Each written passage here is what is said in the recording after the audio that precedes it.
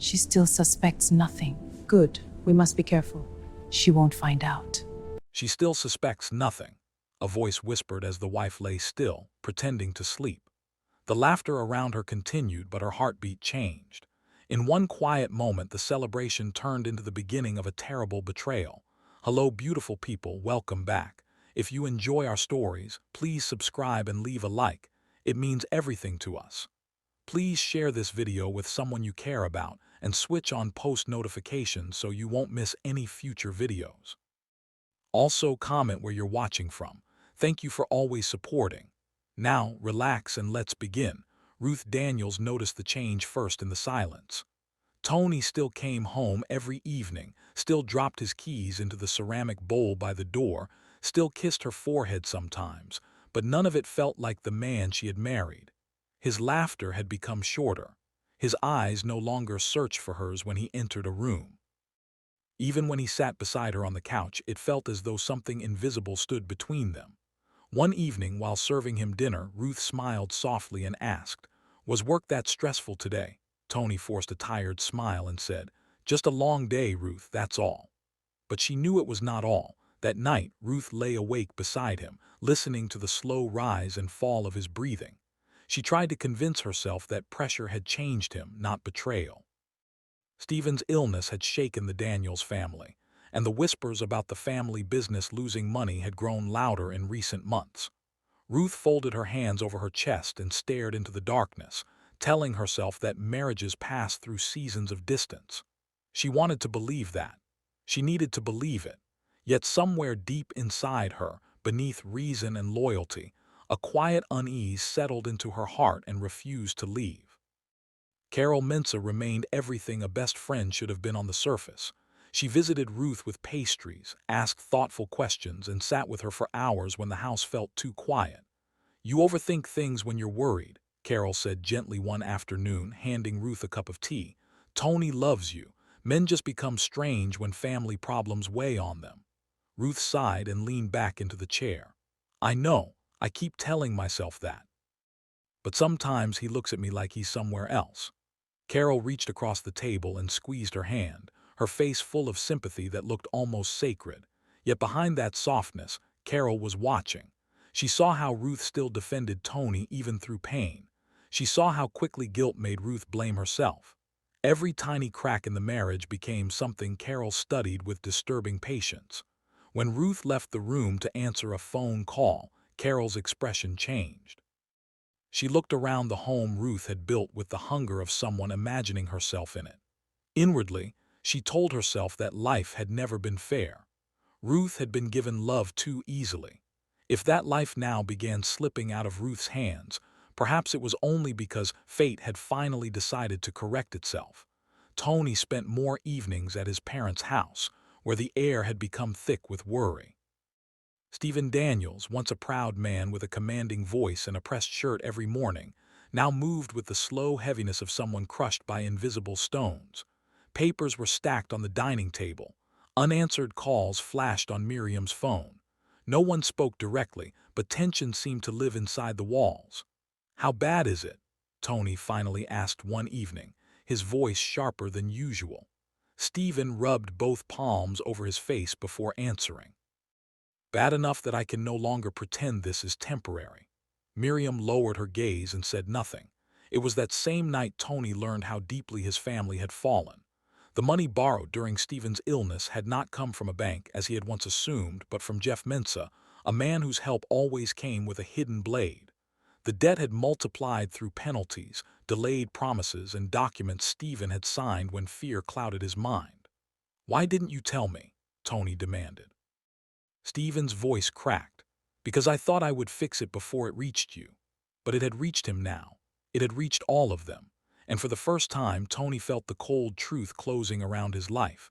A few days later, Jeff invited the Daniels family to a private meeting in his glass-walled office. The room itself felt like a warning, silent, polished, and expensive enough to remind visitors who held power there. Jeff greeted them warmly, but the warmth never reached his eyes. He spoke first about Stephen's health, then about business, then about unfortunate circumstances. Tony sat stiffly, already sensing the shape of danger before it fully formed. Finally, Jeff folded his hands and said, "There is one simple way to make this ugly matter disappear. Marry Carol." The room went still. Miriam inhaled sharply. Stephen looked down as though he had already expected disaster. Tony rose so suddenly his chair scraped the floor. "I'm married," he said. Jeff's calm did not shift. "And yet your family is drowning. Life presents difficult choices." Stephen whispered, "Tony, sit down." But Tony remained standing, anger mixing with disbelief. Jeff continued in the same even tone, "If you refuse, your father loses what remains of his dignity, your mother loses this house, and the Daniels name becomes a public lesson in failure." Miriam's lips trembled, but she said nothing. Tony slowly sat, not because he accepted the offer, but because the room had begun to feel too small for breath. By the time they left, his hands were shaking. When Tony returned home that evening, Ruth was in the kitchen slicing vegetables, humming softly to herself. The sight nearly broke him. She turned with a smile that carried no suspicion and said, "You're back early. I thought you'd be at your parents' place longer." Tony stared at her for a second too long before forcing a nod. "I just needed to come home." She wiped her hands and walked to him. "You look pale. Are you all right?" The truth rose painfully to his throat. He wanted to tell her everything, that his family was trapped, that another family had put a price on his life, that fear had entered their marriage like poison. But fear won. Over dinner, Ruth tried gently to cross the growing distance between them. "Tony," she said quietly, "whatever this is, you don't have to carry it alone." He looked down at his plate. "I know." She waited, but he offered nothing else. The silence that followed felt heavier than any argument. Ruth reached for his hand, but even that simple gesture felt sadder than comfort. Tony squeezed her fingers and gave her a broken smile, trying to appear grateful when he actually felt ashamed. That night, his silence became the first betrayal. Ruth could not fight what she did not know. And Tony, by saying nothing, left her alone inside a darkness he could already see. Carol's hunger for security had not begun with Tony. It had begun years earlier, in a childhood where affection was uneven and dependence was dangerous. Her Uncle Jeff was wealthy, yes, but his generosity always reminded the family that they were beneficiaries, not equals. Sylvia taught her daughter early that softness without strategy made women disposable. Carol grew up admiring beautiful homes from the edges of rooms she did not own. She learned how to smile, how to speak well, how to appear composed, but beneath all of it lived the ache of never feeling chosen. Love in her mind was never just love. It was shelter, position, proof that life could finally bend in her direction. When Ruth first introduced Tony years ago, Carol had laughed and hugged her, praising his kindness and steady presence. But she never forgot the way he looked at Ruth, like peace had found a home. It was not merely attraction that took root in Carol's heart. It was envy. Ruth had what Carol had always wanted without appearing to fight for it. A man who came home willingly. A marriage built on tenderness. A future shaped by trust. Over time, Carol stopped seeing Ruth as a beloved friend and began seeing her as someone standing in the place fate should have reserved for her. Once that thought settled in, it became easier to justify everything that followed. The small lies started gathering like dust. Tony began saying he had evening errands when none were necessary. He stepped outside to answer calls, returning with a distracted face and a tired excuse. Once, while Ruth folded laundry in the bedroom, his phone vibrated on the dresser. Carol's name flashed briefly across the screen before it stopped. Ruth looked at it, confused rather than suspicious, because Carol spoke to her often and had no reason to contact Tony directly. When Tony came in, she asked lightly, "Did Carol need something?" For a fraction of a second, he froze. "Just something about a surprise party for a cousin," he said too quickly. None of it was enough to accuse him of anything, and that was what made Ruth feel guilty. There was no lipstick on collars, no obvious messages, no clear evidence of infidelity. Only 100 tiny shifts that made the man she knew feel slightly unfamiliar. She began second-guessing herself. Sometimes she stood in front of the mirror and wondered if she had become too quiet, too ordinary, too easy to overlook. "Maybe I'm just tense," she told herself. But at night, when Tony turned away from her in bed, the doubt returned. Not loud, not dramatic, just steady enough to make her heart feel bruised. Carol's announcement came during a small family lunch. delivered with a brightness that immediately drew everyone's attention. She held up her hand, though there was no ring visible yet, and laughed when Sylvia clapped in excitement. "I'm getting married," Carol said, her voice trembling with something between joy and triumph. The room filled with delighted questions. "Is he? How long has this been happening?" Carol only smiled and shook her head. "I want to keep that part private for now. Let me have my dramatic reveal." Everyone laughed, but Ruth, sitting across from her, noticed something unusual in Carol's expression, an edge of defensiveness beneath the glow. Later, when they were alone, Ruth hugged her warmly. "I'm happy for you," she said. "But why the mystery?" Carol smiled and adjusted her hair. "Because not everything needs to be explained before it's time." The answer sounded playful, but Ruth felt a faint chill she could not explain. There was excitement in Carol's eyes, yes, but there was also something tighter, almost guarded, as if she were protecting a possession rather than celebrating love. Ruth pushed the feeling aside and scolded herself for being unkind in her thoughts. Carol was her friend. Friends deserved joy. So Ruth smiled again and said, "Then I'll wait for the big reveal." Not to let her marriage drift further into coldness, Ruth planned an evening that reminded her of the early days. She cooked Tony's favorite meal, set the table with candles, and wore the soft blue dress he once said made her look like peace. When he arrived, he paused in the doorway and looked around in surprise. "What's all this?" he asked. Ruth smiled, though her heart was nervous. "Us," she said. "Or at least what's left of us if we keep pretending everything is fine." Tony's face softened with genuine emotion. For a moment the wall between them seemed to crack. They ate slowly, sharing small memories and almost laughing like they used to. Ruth dared to hope, but hope became pain when she finally asked, "Tony, is there someone else?" His expression changed immediately, not into anger but hurt. "No," he said, and in the narrowest sense he meant it. His heart was still tied painfully to her, yet the truth he withheld made that answer cruel. Ruth searched his face for something stronger, something that would settle her fears, but found only sorrow. She nodded as though reassured, but inside, something bent quietly. Love remained at the table with them, but so did dishonesty, and the two made bitter company. At his parents' house the next day, Tony's buried anger finally surfaced. He stood in the sitting room, packing before Stephen and Miriam, his voice low but shaking. "You borrowed from Jeff without telling me. You let it grow until he thought he could buy my life." Stephen sat slumped in his armchair, one hand pressed against his forehead. "I was sick," he said weakly. "The business was falling apart. I thought one recovery, one contract, one miracle would fix it." Tony laughed bitterly. "And when it did," Miriam rose from the sofa, tense and defensive.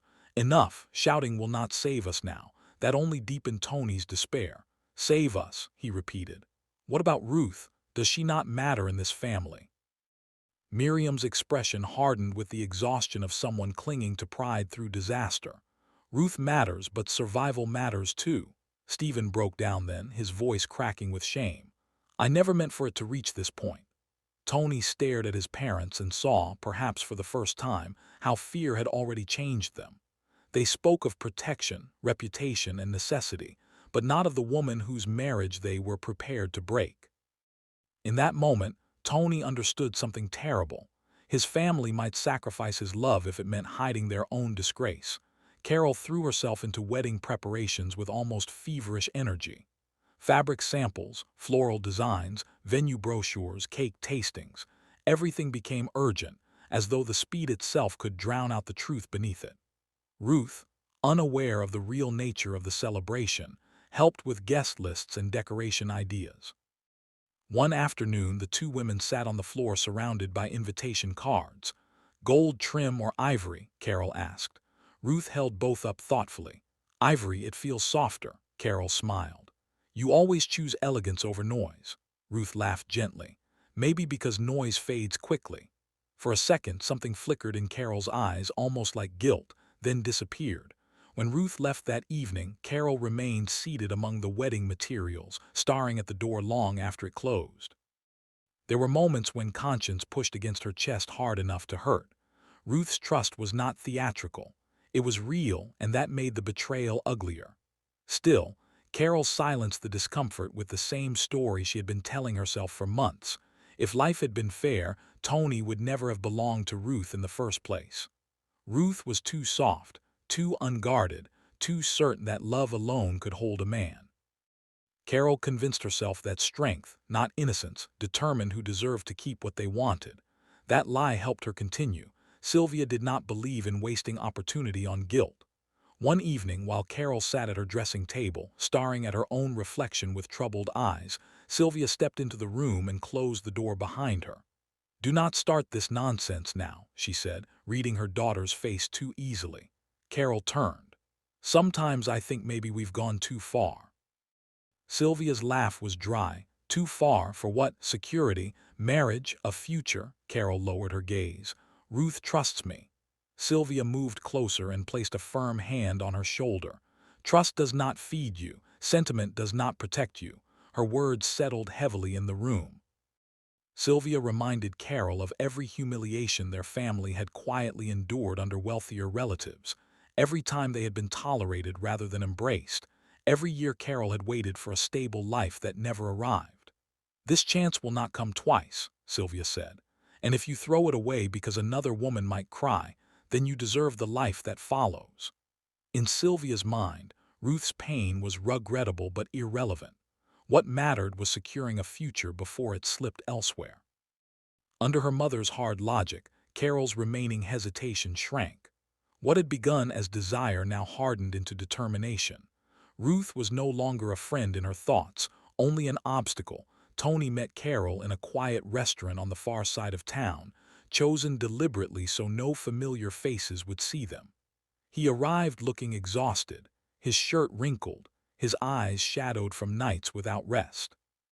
Carol was already seated, calm and polished, as if discussing an ordinary matter rather than the destruction of a marriage. Tony did not sit immediately. "This has to stop," he said. "Ruth does not deserve this. I won't do it." Carol looked up at him with unreadable steadiness. "You should sit down before you start making declarations you cannot afford." His jaw tightened, but he sat. He spoke in a low, urgent voice. "Give me time. I'll find another way to settle the debt." Carol stirred her drink slowly. "Your father has had time. Your mother has had time. You have all used time like a prayer, and here we are." Tony leaned forward. "Carol, listen to yourself. You know she's my wife." For the first time, a flash of emotion crossed her face. "And you know I've spent my whole life watching people like Ruth receive what they never had to fight for." Then her tone cooled again. "My uncle expects this marriage. Invitations are moving. If you fail now, your family falls." Tony left that meeting terrified, not because Carol had shouted, but because she had not. When Carol invited Ruth to the bridal shower, she did so with exaggerated sweetness that made refusal difficult. "You have to come," Carol insisted over the phone. "It won't feel complete without you." Ruth, standing by the window with her phone pressed to her ear, hesitated. She had been tired lately, and Tony had already mentioned that he would be working late that same evening. "I don't know, Carol," Ruth said softly. "I've been feeling drained." Carol's voice changed at once, wounded and pleading. "So you won't be there for me, after everything?" Ruth closed her eyes. Old loyalty pulled harder than instinct. By the end of the call, she had agreed. She stood still for a moment afterward, holding the phone at her side, unsettled by a heaviness she could not justify. When Tony came home later and mentioned his late meeting again, Ruth felt that unease deepen. "You seem busy these days," she said quietly. Tony avoided her eyes while loosening his tie. "I told you work is complicated right now." She nodded, but her heart remained restless. The bridal shower sat ahead of her like an ordinary social event, yet something in her spirit resisted it. Still, she pushed that feeling down. Carol was her friend. Friends showed up. So Ruth prepared herself to attend. The bridal shower was held at a beautifully decorated villa on the outskirts of the city, the kind of place chosen to impress before a word was even spoken. There were flower arches by the entrance, golden chairs arranged around long tables, and a sweet fragrance of perfume, candles, and catered food drifting through the air. Women laughed loudly, glasses clinked, and every surface looked expensive. Carol moved through the room in a fitted cream dress, smiling as guests teased her about her mystery husband. Ruth smiled when expected, hugged relatives, and tried to settle the unease pressing against her ribs. Yet with each passing minute, the room felt less like a celebration and more like a performance. She noticed things others did not. Carol kept checking her phone. Sylvia disappeared into hallways for whispered conversations. Every now and then, someone glanced at Ruth too quickly and then looked away. By evening, a dull ache had formed behind Ruth's eyes. "I think I need to rest for a minute," she told one of the older women, who kindly pointed her toward a quiet side room. Ruth lay down on a couch, closed her eyes, and let her body go still. At first, she truly only wanted silence. But when footsteps stopped outside the door and familiar voices drifted in, instinct told her not to move. From the hallway, Carol's voice emerged first, lower and more frightened than Ruth had ever heard it. "Are you sure he'll go through with it?" she whispered. Sylvia answered immediately with the harsh steadiness of someone tired of weakness. "He has no choice. Stephen's debt is in Jeff's hands. If Tony refuses now, the Daniels family will lose everything." Ruth felt her heartbeat stumble. Her name had not been spoken, but something inside her had already begun to understand. She kept her eyes shut, every muscle held painfully still. Then Carol spoke again, and the world she knew broke apart in a single sentence. "But what if his wife shows up?" There was a silence so sharp Ruth thought they might hear her breathing. Then Sylvia replied, almost coldly, "She won't." "You made sure she still believes he's working late tonight. Stop trembling and behave like a bride." The walls seemed to shift around Ruth. Tony, her husband, Carol's groom, her own marriage hidden behind floral arrangements and laughter. Beneath the shock came other realizations, each one hitting harder than the last. Carol had known all along. Tony had allowed this lie to breathe, and everyone outside that room was celebrating a ceremony built on her humiliation. Ruth did not move. She could not. She only lay there, hearing the sound of her own life splitting open in silence. For several minutes after the voices faded, Ruth remained on the couch as though her body no longer belonged to her. Her hands were cold. Her chest felt hollow. In her mind, the past months rearranged themselves with merciless clarity. Tony's distracted eyes, his late nights, Carol's carefully timed visits, the mystery around the groom, the odd glances from guests. It was all there now, no longer confusing, only devastating. She wanted to sit up and scream. She wanted to storm into the hallway and tear the truth open before all of them. But another instinct, stronger and colder, held her still. Rage would make her look unstable. Silence would let her think. So when she finally rose, she did so slowly, wiping her face before any tears could betray her. She stepped out with quiet composure, thanked the women nearest her, and told Carol she was leaving because of a headache. Carol rushed forward with false concern. "Are you all right?" Ruth looked at her friend, really looked at her, and saw the lie standing there in silk and perfume. Yet her voice remained gentle. "I just need rest." Carol hugged her lightly, and the touch felt like poison. Ruth walked out of the villa alone, carrying more pain than her body seemed built to hold, but also carrying a new, dangerous calm. That night Ruth did not turn on the lights. She sat in the living room with only the faint glow from the street slipping through the curtains. The clock on the wall seemed louder than usual, each tick pressing her further into wakefulness. She replayed every word she had heard until it no longer felt real, yet hurt no less. When Tony finally opened the door and stepped inside, loosening his tie with the tired gesture she knew so well, Ruth felt something inside her fracture all over again. He paused when he saw her sitting in the dark. "Ruth, why are you awake?" His voice carried concern. That made it worse. She looked up at him and saw two men at once, the husband who had once held her hand through grief and the man now standing between her and public humiliation. "How was work?" she asked softly. Tony blinked, surprised by the question. "Long, nothing special," Ruth nodded once. "You must be exhausted." He came closer, uneasy now. "Are you all right?" She almost laughed at the cruelty of it. Instead, she said, "I'm learning." Tony frowned, not understanding, and sat across from her. But even then, he still chose omission over honesty. Ruth watched his face as he spoke and realized with slow, aching certainty that the wound was no longer the secret itself. It was how calmly he could still sit in it. Ruth began her search quietly the next morning. She did not tell anyone what she knew, not even through tone or expression. Instead, she moved through the house with the same measured calm she had always carried, while inside her mind sharpened into something deliberate. She checked old account statements, trace transfers Tony had once brushed off as family emergencies, and wrote down company names linked to Stephen's struggling business. The more she looked, the more patterns emerged. Large payments passed through accounts connected to Jeff Mintz's firms. Other transactions aligned suspiciously with venue bookings, catering deposits, and luxury expenses that could only belong to wedding preparations. Each discovery deepened her pain, but also steadied her purpose. This was not a reckless affair driven only by lust. It was a transaction dressed like romance, funded by pressure and hidden behind performance. Ruth sat at the dining table for hours, surrounding herself with papers, receipts, and notes, her face composed even when tears slipped down unnoticed. "So this is how they did it," she whispered into the quiet room. By afternoon, her grief had changed shape. It was no longer just heartbreak. It was clarity. Love had once made her trust easily. Betrayal was now teaching her how to observe. And observation, Ruth realized, could become its own kind of strength.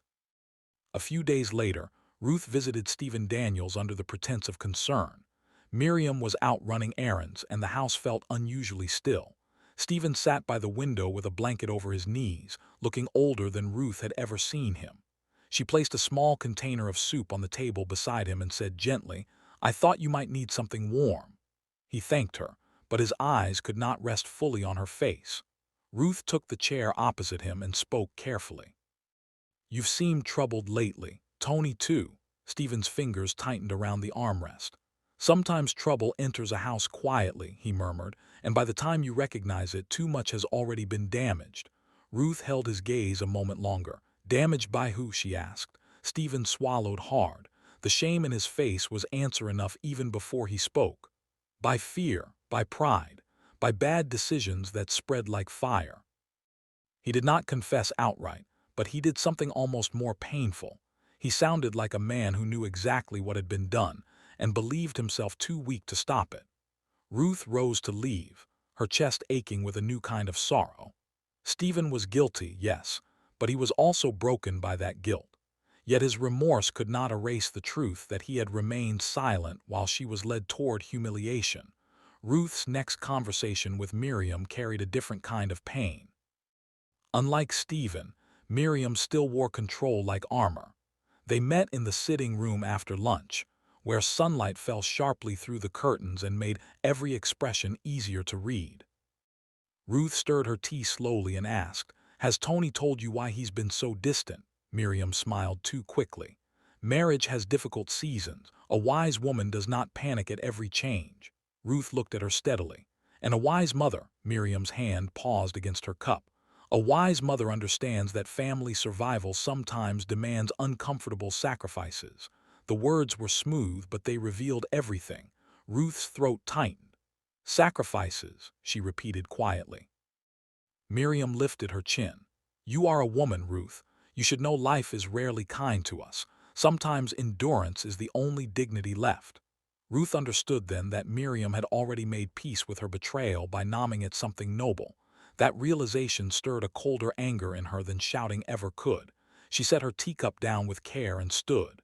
"It is easy to preach endurance," she said, "when someone else is the one being asked to bleed." Miriam said nothing. Ruth walked out, carrying with her the bitter knowledge that some people disguised cowardice as wisdom. Tony finally broke under the pressure he had been carrying. He came home earlier than usual one evening and found Ruth folding clothes in the bedroom. Something in her quietness seemed to unnerve him more than accusation would have. "Can we talk?" he asked. Ruth placed a neatly folded shirt on the bed and faced him. "At last," she said. He sat down heavily, both hands clasped together, staring at the floor before beginning. He told her about Stephen's debt, about Jeff's threats, about the meeting where marriage had been presented as a solution. His voice cracked several times, but he kept going, like a man confessing in a burning room. When he finished, Ruth was silent for so long that he lifted his eyes in fear. "Say something," he whispered. She looked at him with a grief so calm it was harder to bear than rage. "Why?" she asked. He frowned. "Why what?" Her voice did not rise. "Why did you let me help her choose flowers? Why did you let me sit in her house and smile? Why did you let my best friend prepare to marry you in front of me while I knew nothing?" Tony opened his mouth, then closed it again. No answer came, and that was the cruelest truth of all. Even with confession, he had nothing strong enough to justify his silence. That night, after Tony had fallen into a restless sleep on the couch downstairs, Ruth sat alone in their bedroom surrounded by memory. The framed photograph from their first year of marriage looked back at her from the dresser, two people standing close enough to suggest a future built without fear. She remembered their tiny rented apartment, the way they had celebrated their first curtain purchase like a luxury, the nights they shared bread and laughter because love made scarcity feel survivable. Those memories did not disappear simply because betrayal had arrived. They remained, and that was what made everything unbearable. If she had stopped loving Tony, pain would have been cleaner. Instead, love stayed tangled inside her grief, refusing to die quickly. She hated that part of herself. She hated that even after learning the truth, her mind still reached for the version of him who once held her through her mother's funeral, who once kissed her temple and whispered, "We'll build a life nobody can shake."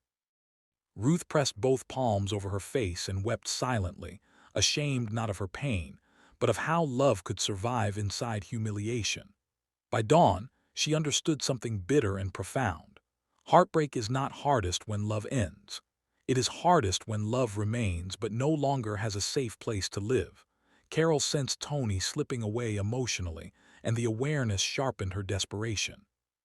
She asked him to meet her again, this time at a private lounge where soft music played in the background and made their conversation feel even more unnatural. "You look like a man on his way to his own execution," she said, trying for lightness. Tony did not respond. "This wedding cannot continue like this," he muttered. Carol leaned forward. "It has to continue. Invitations are out, people know. My uncle expects obedience." Tony laughed quietly, bitterly. "Your uncle expects ownership. There's a difference." That stung, but Carol refused to show it. Inside, however, fear churned. Her greatest terror had never been scandal. It was being abandoned at the threshold of the life she had almost secured. If Tony chose Ruth publicly, Carol would once again become the woman left outside, the woman people pitied but never truly valued. That fear hardened her further. "You think love alone will save her?" she asked sharply. "Love did not save your family. Love did not pay debt. Love only made you weak." Tony rose to leave, disgust written plainly across his face. Carol watched him go and clenched her hands under the table. If tenderness would not hold him, then pressure would. She had come too far to lose now. Ruth gathered proof with the patience of someone who understood that truth needed structure if it was to survive powerful liars. She copied debt letters, traced payment confirmations, and secured messages between Tony and Jeff in which Tony begged for more time. She also found the detail that mattered most, evidence that Carol had known from the beginning that Tony was legally married. That truth sat at the center of everything. Not a mistake, not ignorance, choice. Ruth organized the documents in a plain folder, each page carefully arranged, her fingers steady even when her pulse raced. The calm she carried began to frighten those who still assumed gentleness meant weakness. Tony watched her from across the room one afternoon and finally asked, "What are you planning?" Ruth lifted her eyes slowly. To stop being the only person in this story who was expected to protect everyone else's lies. He flinched. She returned to her papers. "I begged heaven for understanding, Tony. What I got instead was clarity." Her voice held no drama, which made it more devastating. Ruth no longer wanted private apologies whispered in guilty corners. If her pain had been built publicly, disguised beneath celebration and status, then the truth would also have to stand in public. She would not protect the dignity of those who had shown none toward hers. The wedding morning arrived dressed in false splendor. At the hotel where preparations were underway, Carol sat before a large mirror while makeup artists fluttered around her, praising her skin and adjusting the folds of her gown. She looked magnificent, but peace would not settle on her face. Every few minutes she checked her phone, waiting for some sign that Tony had surrendered emotionally, not merely physically. Sylvia noticed the tension and said sharply, "Do not ruin your own day with nerves." Carol nodded, but inside she felt hunted by possibility. What if Ruth knew? What if Tony refused at the altar?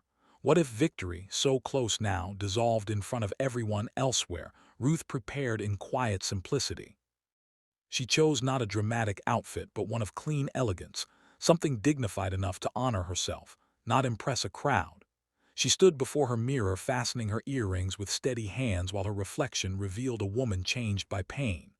Her heart still hurt fiercely, but desperation had left her. She was no longer dressing to be chosen, no longer waiting for mercy from those who had denied her even basic honesty. When Tony tried calling her that morning, she ignored it. She picked up the folder of documents instead. The day ahead would wound many people, but for the first time in weeks, Ruth felt aligned with something stronger than fear. The ceremony venue shimmered with wealth. White flowers framed the aisle, chandeliers cast soft light over rows of elegantly dressed guests, and a string quartet filled the air with restrained beauty. Jeff stood near the front with the confidence of a man accustomed to shaping outcomes through force. Sylvia moved through the room greeting important faces, her smile controlled but ambitious. Miriam sat stiffly, her hands clasped tightly in her lap, while Stephen beside her looked like a man carrying stones in his chest. Everyone wore their roles well. Only Tony, standing at the altar in formal elegance, seemed unable to disguise what was inside him. From a distance he looked like a groom. Up close, he looked like a man grieving before the funeral. Guests murmured admiringly about the setting, the arrangements, the prestige of the families involved. No one yet knew that beneath the polished surface lived debt, fear, and betrayal. Carol appeared at the entrance in her gown, breathtaking enough to draw a collective breath from the room. She walked slowly, chin lifted, each step carrying the weight of obsession and insecurity disguised as triumph. Tony's eyes met hers only briefly. The music swelled. The officiant smiled.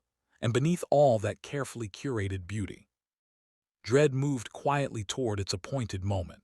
Just before the vows began, the doors at the back of the hall opened again. Heads turned casually at first, expecting perhaps a late guest. Then whispers spread in ripples. Ruth Daniels stood there, composed and unhurried, her face calm in a way that immediately unsettled everyone who recognized her. She did not rush forward. She walked with the steadiness of someone who had already cried all the tears this moment deserved. Carol's fingers tightened around her bouquet. Tony went pale. Sylvia half rose from her seat. Jeff's confident posture shifted for the first time that day. Ruth stopped within clear sight of the altar and said, "Before this ceremony continues, there is truth that belongs in this room." Silence that followed felt almost physical. Ruth opened her folder and began piece by piece. She stated her name. She stated that Tony Daniels was already her legal husband. She presented copies of their marriage documents, then the debt letters, then Tony's written pleas to Jeff for time. Finally, she turned toward Carol. "And this woman," Ruth said, her voice low but firm, "knew exactly who I was while smiling in my face." Gasps broke across the hall. The officiant stepped back, confused and alarmed. Beauty collapsed beneath exposure. There was no screaming, no wild display, only evidence, truth, and the devastating force of a woman who had chosen dignity over chaos. The hall erupted, not in the loud drama people later described, but in 1,000 shattered reactions all at once. Guests stood, whispered, stared, and demanded explanation. Jeff tried first to recover control. "This is a private family matter," he snapped. Ruth turned to him calmly. "No, it became public the moment you built a wedding on blackmail." The word struck the room like a slap. Sylvia rushed toward Carol, who had gone pale with humiliation. Miriam began to cry quietly, her composure finally broken. Stephen covered his face with one trembling hand. Every polished mask in the room began sliding off under the unbearable weight of truth. Tony stepped forward then, not to deny anything, but to confirm what Ruth had said. That confession broke the final illusion. "I am guilty," he said hoarsely. "Not of loving her less, but of being too weak to protect her." Ruth closed her eyes for a moment at those words. They were the nearest thing to truth he had spoken in time, and still they arrived too late. Carol's tears finally fell, but even they could not cleanse what she had done. She had hidden envy behind friendship until it became cruelty. The deepest wound of all was not that Tony had failed Ruth. It was that he had failed her while still loving her. After the ceremony collapsed, people expected Ruth either to return to Tony's side or to fall apart in full view of the crowd. She did neither. She stood through the chaos, answered only what needed answering, and then prepared to leave. Tony followed her into the quiet corridor outside the hall, his face ruined by regret. "Ruth, please," he said, his voice breaking. "I know I don't deserve forgiveness, but I love you." She turned slowly and looked at him with tears shining but unshed. "That is the tragedy, Tony," she said. "You loved me, and still you let them lead me into humiliation. Love without courage is just another wound." She walked away from him then, and from Carol, and from every person who had mistaken her gentleness for helplessness. The road ahead was not magically healed. Ruth's heart was still broken. The years she had invested could not be returned to her in a single triumphant moment. But she left with something that mattered more than winning a man or preserving appearances. She left with herself. Tony remained behind, having lost the woman he truly loved because he lacked the bravery to protect her. Carol lost the future she tried to steal. And Ruth, though shattered, stepped into a quieter kind of victory, self-respect no betrayal could take. We've come to the end of the story. Drop your thoughts in the comments section. Leave a like, share, and don't forget to subscribe and turn on post notification. Thank you so much for watching.